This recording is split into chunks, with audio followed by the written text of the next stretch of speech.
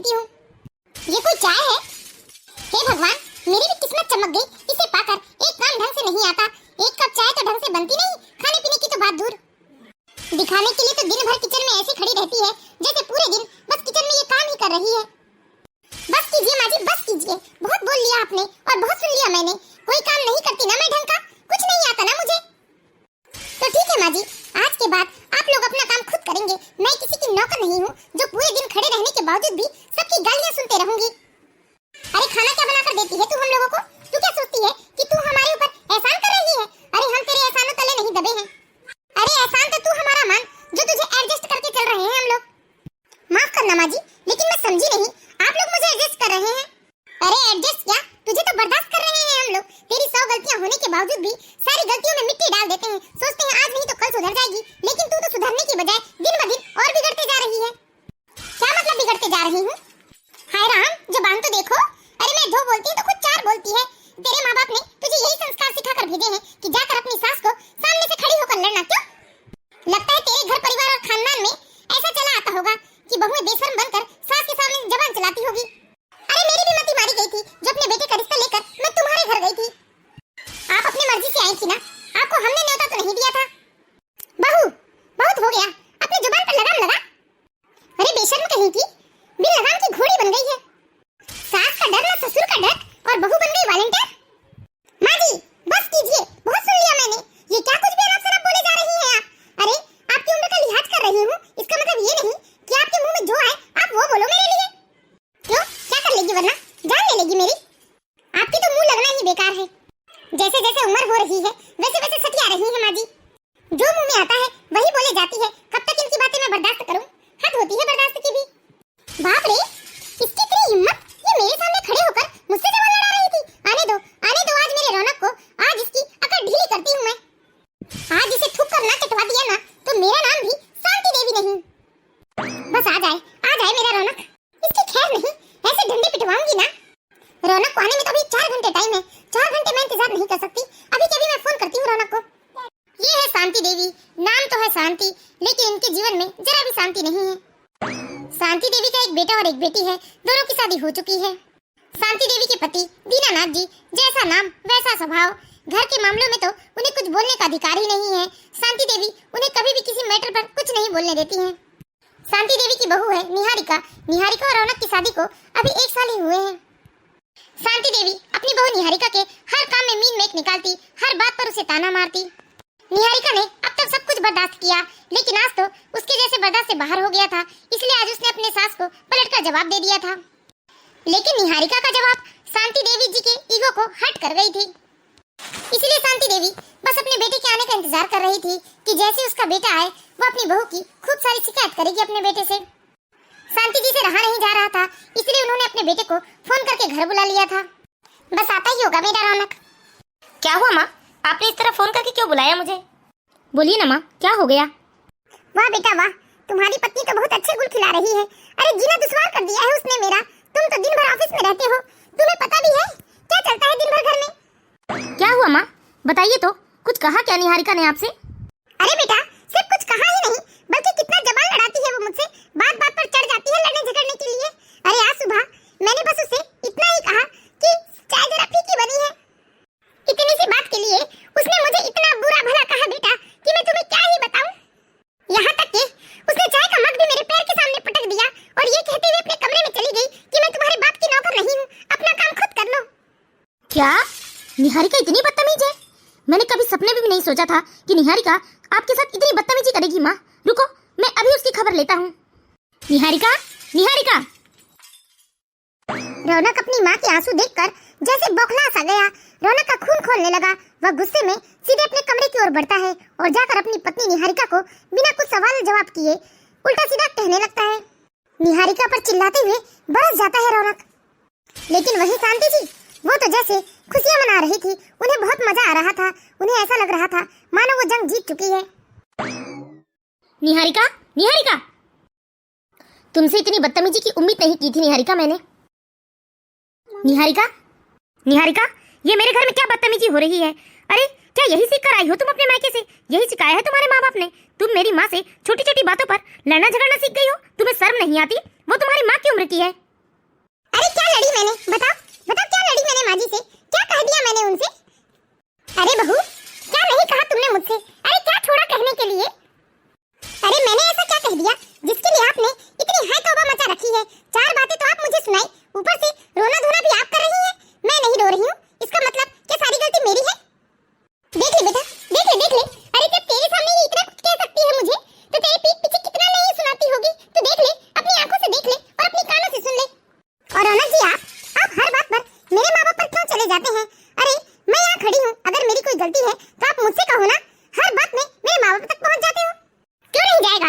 एक बार नहीं 10 बार जाएगा। क्या तू रोकेगी मेरे बेटे को? है तुझ में इतनी हिम्मत? तेरे माँ बाप ने ही तो हमारा घर बर्बाद करके रख दिया है। जाने के संस्कार दिए हैं तुम्हें, ना बोलने की तमीज है, ना कुछ काम ढंग से करते आता है। अरे भिखारी की तरह लाकर पटक दिया है मेरे घर पर। खबरदार माँ जी, आपको जो भी कहना है ना आप मुझसे कहिए। मेरे माँ बाप पर जाने की बिल्कुल जरूरत नहीं है। और भिखारी भिखारी तो उन्हें भूल कर भी मत कहिएगा, वरना क्या निहारिका?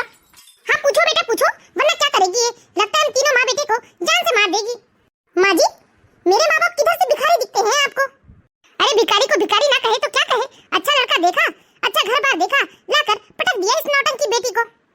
ना ढंग का काम करते आता है, ना ही ढंग का खाना बनाने आता है, और तो और ना शादी ब्याह में भी ढंग की चीज और सामान तक नहीं दिए हैं। भिखारी की तरह बेटी की विदाई कर दी। अरे ऐसे कौन करता है अपनी बेटी की विदाई? बस कीजिए माँ जी, बस कीजिए। अरे क्या भिखारी की तरह बार बार एक ही शब्द बोले जा रहे हैं आप? अरे ऐसी कौन सी चीज है जो उन्होंने नहीं दिया? बताइए, आप बताइए मुझे। अरे TV, fridge, cooler, washing machine, bedsheet, sofa, गहने, जरूरत का हर सामान तो दिया है। अरे क्या कुछ नहीं दिया है जो आपने उन्हें भिखारी बना दिया? अच्छा, अरे ऐसा भी क्या दे दिया है तुझे तेरे बाप ने जो अपने बाप को इतना घमंड दिखा रही है? अरे जो भी दिया है वो सब तो तेरे लिए दिया है। बता ना, TV, fridge, sofa, washing machine, bed, ये सब मैं इस्तेमाल करती हूँ। अरे ये सारा सामान तो तुम इस्तेमाल करती हो ना, तुम्हारी जरूरत की चीज है तो तुम्हारे माँ बाप ने तुम्हें दिया है। अरे हमें क्या दे दिया? टीवी तुम्हारी है, दिन भर तुम देखती हो। सोफा तुम्हारा है जिसमें फैल कर बैठकर आराम से तुम सोकर टीवी देखती हो। अरे फ्रिज तुम्हारा है, तुम यूज करती हो। गहने तुम्हारे हैं, तुम पहनती हो। रही बात पैसों की, तो तुम्हारे अकाउंट में जमा है। एक गाड़ी तो है जिसे मेरा बेटा इस्तेमाल करता है। और बताओ, तुम्हारी चीज को कौन छूता है, कौन हाथ लगाता है? सब तो तुम इस्तेमाल करती हो। अच्छा माँ जी, सब कुछ मैं ही इस्तेमाल करती हूँ? हाँ हाँ, तुम ही करती हो। एक गाड़ी है, चलाना सीख लो, ले जाओ, नहीं छुएगा आज के बाद मेरा बेटा। वो तो तुम्हें गाड़ी चलानी नहीं आती, वरना तुम ही यूज करती उसे। बाकी सब तो तुम्हारा ही है और तुम इस्तेमाल करती हो। तुम्हारे माँ बाप का दिया हमें क्या है जो हम तुम्हारा इतना टसन और घमंड सुने? देख लो रौनक जी, अगर मैं कुछ बोलूंगी तो आप कहेंगे कि मेरी माँ से जबान लड़ा रही है। देख लो, छोटी सी छोटी बात पर कैसे मेरे माँ बाप तक जा रही है आपकी माँ।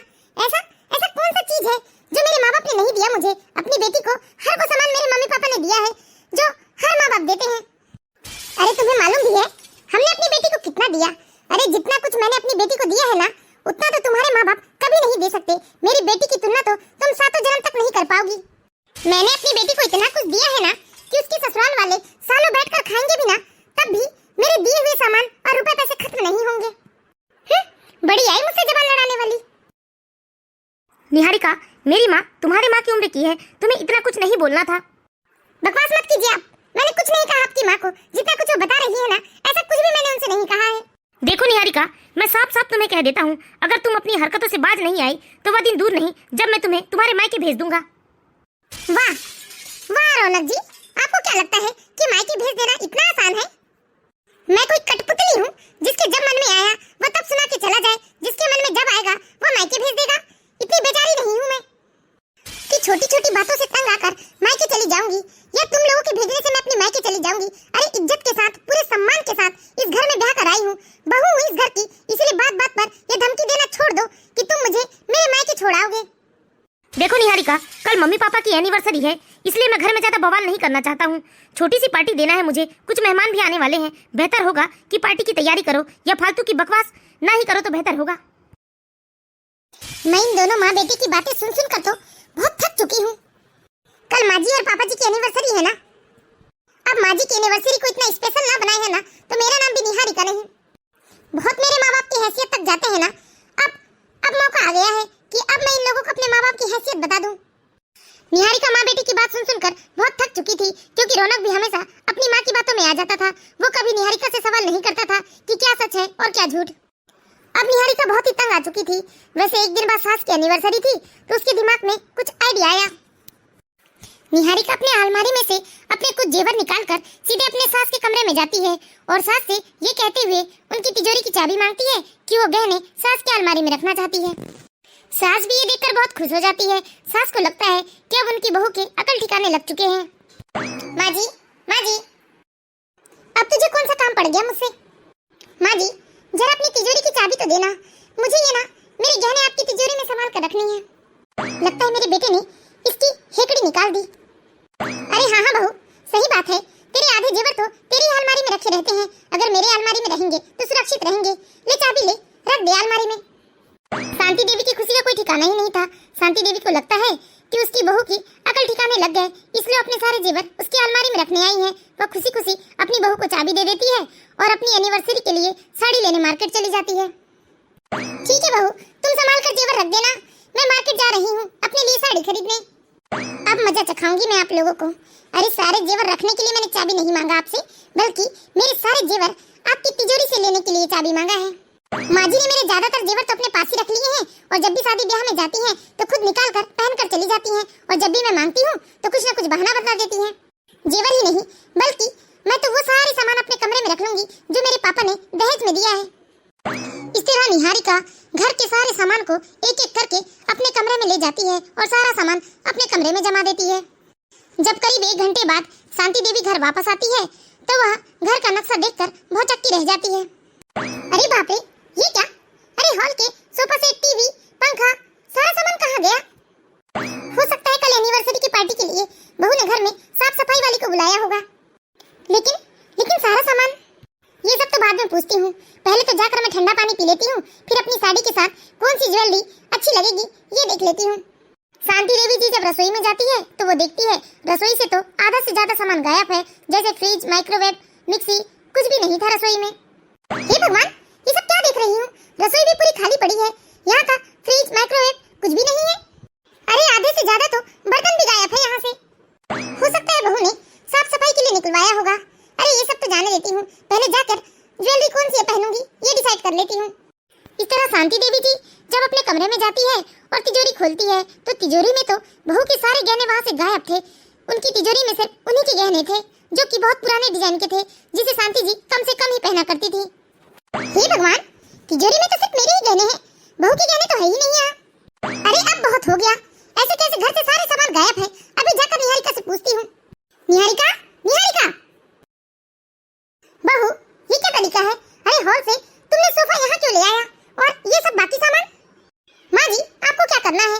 अरे सोफे में मैं ही तो तन कर बैठा करती थी ना, अब मुझे वहाँ नहीं बैठना, इसलिए मैं यहाँ ले आई। और रही बात फ्रिज की, तो ठंडा पानी मैं ही पीती थी, टीवी मैं ही देखती थी, कपड़े मैं ही धोती थी।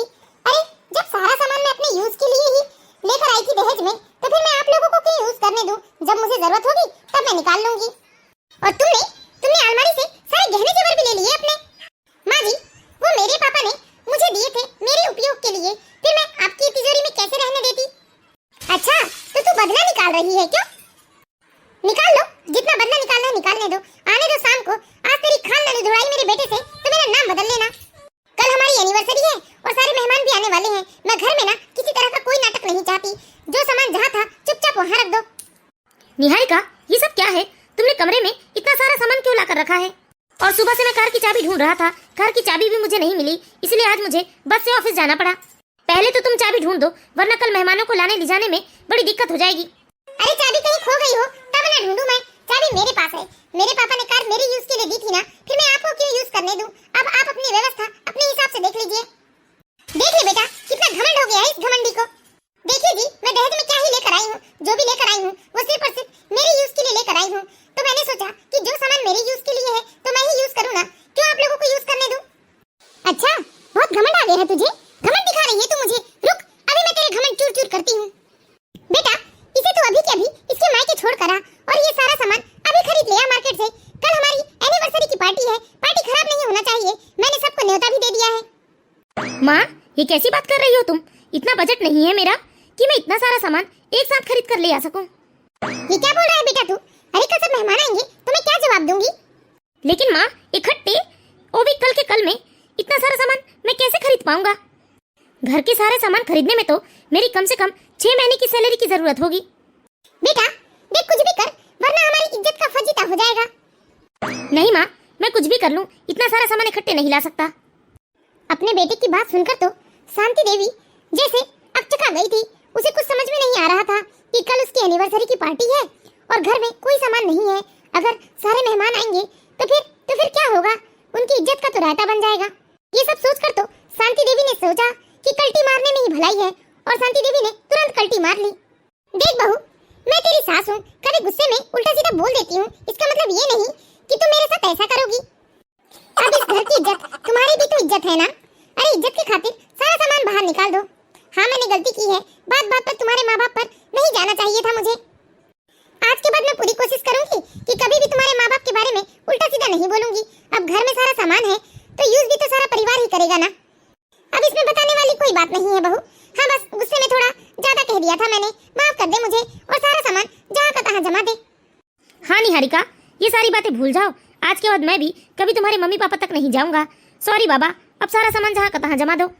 ठीक है, यदि आप लोग अपनी गलती मानते हो तो सारा सामान जहाँ का तहाँ जमा सकते हो, लेकिन याद रखिएगा आज के बाद कभी आप लोग मेरे माँ बाप तक मत जाइएगा। अब आया ना ऊंट पहाड़ के नीचे। तो हम आशा करते हैं दोस्तों आप लोगों को हमारी कहानी जरूर पसंद आई होगी।